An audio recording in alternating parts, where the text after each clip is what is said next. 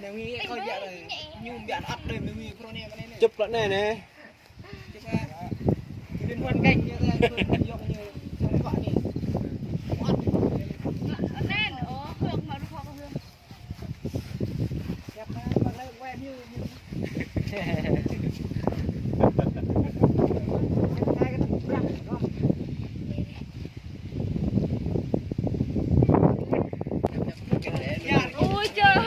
ba cô gái nó xin đó mọi người.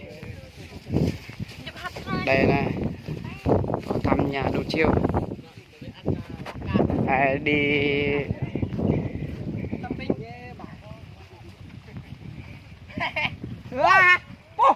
nhòm ý điều nha mọi người nha.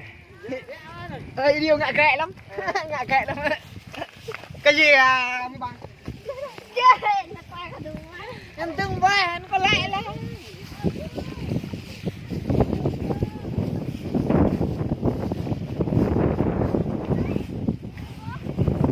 Lu muốn sang con này. Lu muốn sang này hết.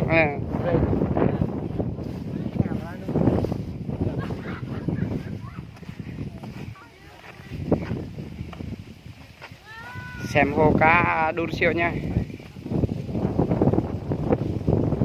Này ăn nha. Hôm nay ăn đang buồn lắm mọi người ơi. Ăn đang vui mà sao lại buồn nữa? Vui. Hôm nay thì đang dăng một cô gái tiếp. Em nữa mà lại. Chơi em nữa. Đẹp nữa ăn phải ăn nữa. Hai người là đều là ca sĩ nhá.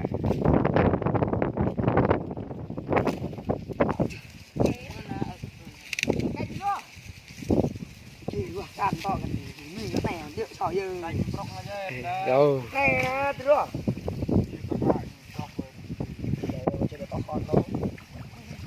Ê, cạn bậc này bậc này bố.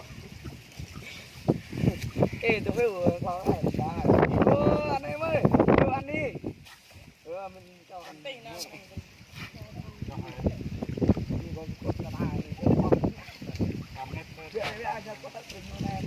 Ăn rộng như khối ê.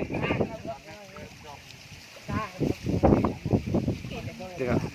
Bình prong nam dạ dạ.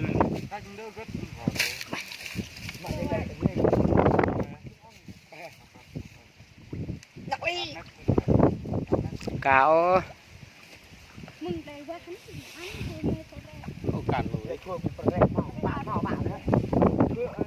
Như bữa phía biêu này lú đắpผมcả.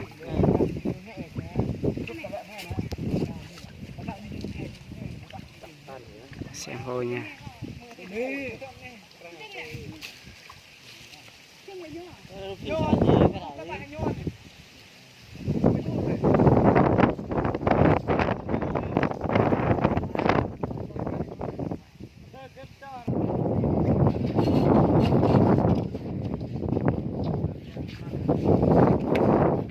Oh.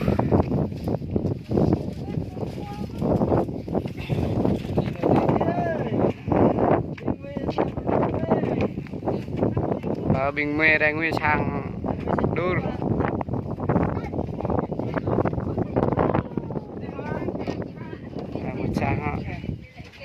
Này trong này là có gái xinh này mọi người ơi. cái sinh có gái bảy đều cái bít to cái mình thử nhau mình nè Đi vào. em ăn chụp em còn đang tăn phải rồi nó sạc pin Lớn.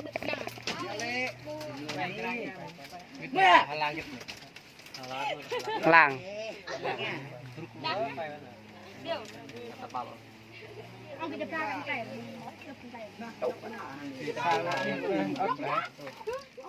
Mất thì chắc đi